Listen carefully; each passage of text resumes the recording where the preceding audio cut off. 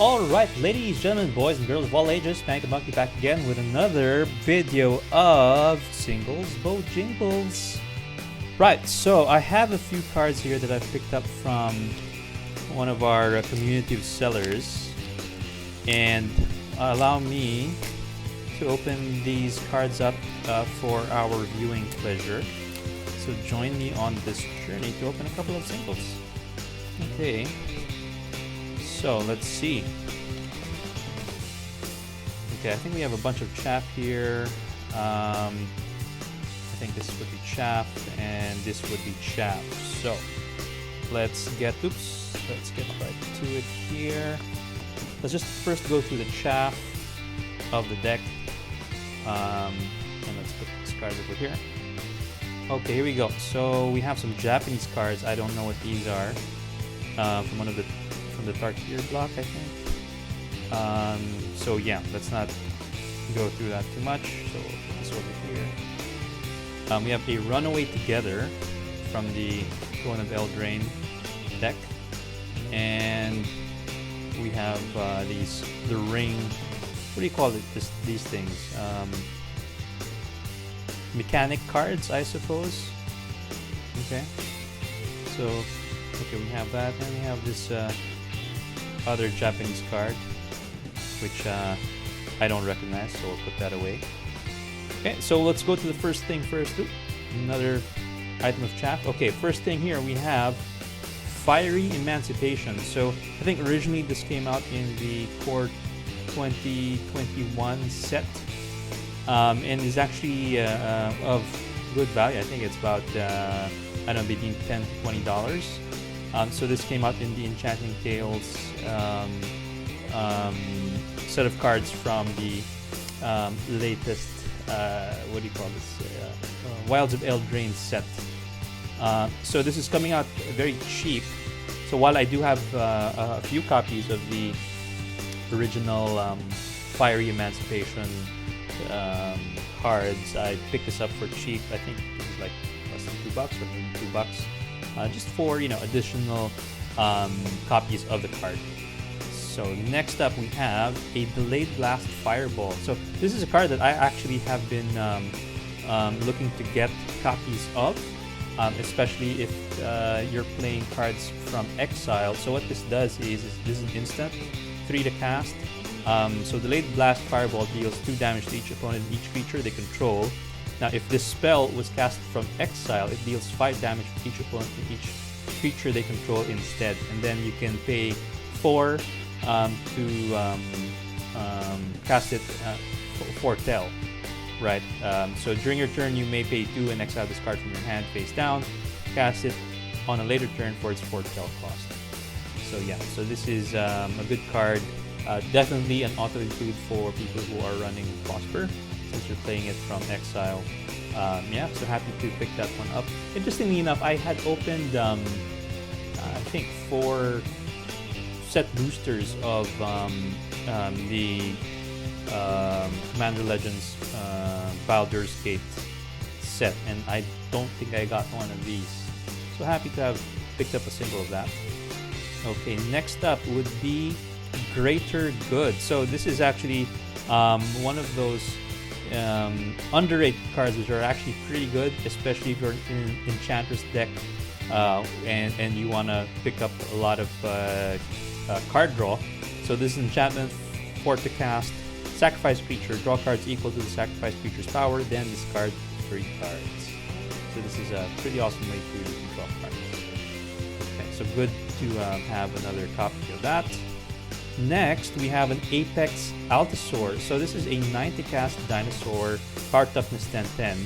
So when Apex Allosaur enters the battlefield, it fights up to 1 target creature you don't control. Now it also has Enrage, and what this means is that whenever Apex Allosaur is dealt damage, it fights up to 1 target creature you don't control. So it's effectively like a sort of like a mini board wipe. So it comes in, it fights creature, it's dealt damage to the fight, and then it fights again until basically either there are no more targets to fight or the toughness is withered away to 0.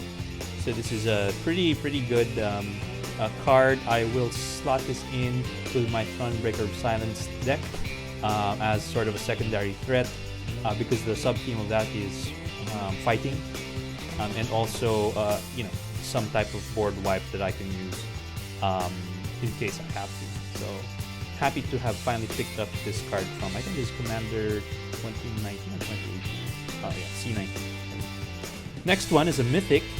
It is Defense of the Heart. So this is another enchantment from the Enchanting Tales, I would say, set of cards coming from the Wilds of Eldraine, where pay 4, and at the beginning of your upkeep, if an opponent controls 3 or more creatures, sacrifice Defense of the Heart. Search your library for up to 2 creature cards, put those cards onto the battlefield, and then shuffle. It's a great way to tutor out some creatures. Next one, we have a lovely, lovely Smothering Tithe. So luckily, Smothering Tithe has been reprinted, I think in the Commander Legends, the Commander Masters set. So the price has actually improved on this. I think this is from one of the Ravnica sets, right? And because of that, the price had gone down, so I was able to pick up one for a fairly good price. So happy to get another copy of Smothering Tithe. Next, we have Len Elendra Archmage. So this is from the, I think, Ultimate Masters set. 4 to cast Fairy Wizard, 2/2 power toughness with flying. Pay blue, sacrifice Len Elendra Archmage, counter target's non-creature spell. And this has persist, so when this creature dies, if it had no 1/1 counters on it, return to the battlefield under its owner's control with a -1/1 counter on it. So effectively, you play this for 4, pay 1, you can target you can counter a non-creature spell, it comes back, and you can pay another blue to target another non-creature spell. So this is a pretty good card. I am stocking up some cards because I'm planning to put together a fairy tribal deck soon. So this would certainly be an auto include of that. Next, we have a Wandering Archaic. So I had picked up a copy or a pre-con from the Commander Master set, the Eldrazi Unbound pre-con. So because that is like the first colorless pre-con deck, this would actually be a very, very strong upgrade to that. So for 5 colorless, you get a 4/4 avatar, decent body. But the main thing here is that whenever an opponent casts an instant or sorcery spell, they may pay 2. If they don't, you may copy that spell and choose new targets for the copy. So this is a great deterrent that you can use for that deck. And it's for 5 colorless, so it's certainly within the ability of that deck to cast, because of the fact that it's very high on ramp. And you can even cascade into this, right? And it would be a really good card to cascade into. And then lastly, we have the a mythic from the Wilds of Eldraine set called Ariet of the Charmed Apple. So this is a 3 to cast 2/4 human warlock legendary, and the text reads, each creature that's enchanted by an aura you control can't attack you or planeswalkers you control. At the beginning of your end step, each opponent loses X life and you gain X life for X's number of auras you control. So this basically incentivizes the use of auras to be placed on the cards of your opponents, and basically lock them up and be able to do some damage to those guys, since those creatures can't attack you or planeswalkers. So this is a pretty nice designed card. I'm not sure if I'll build a commander deck off of this, but certainly this could be something I can use in the recent Commander Masters deck. Anikeya, who is the commander, the Enchantress commander, and maybe this might have some use there. Okay, so we have 2 mythics from these singles, but really a lot of value rare. So Smothering Tithe, Greater Good, Blast Fireball, and this Apex Alxor.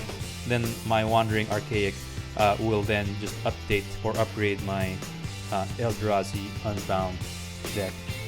Alright, so that's it. Hope you enjoyed this unboxing. I do have a few more on the way, and I hope you can join me on that one. Till then, take care. Bye-bye.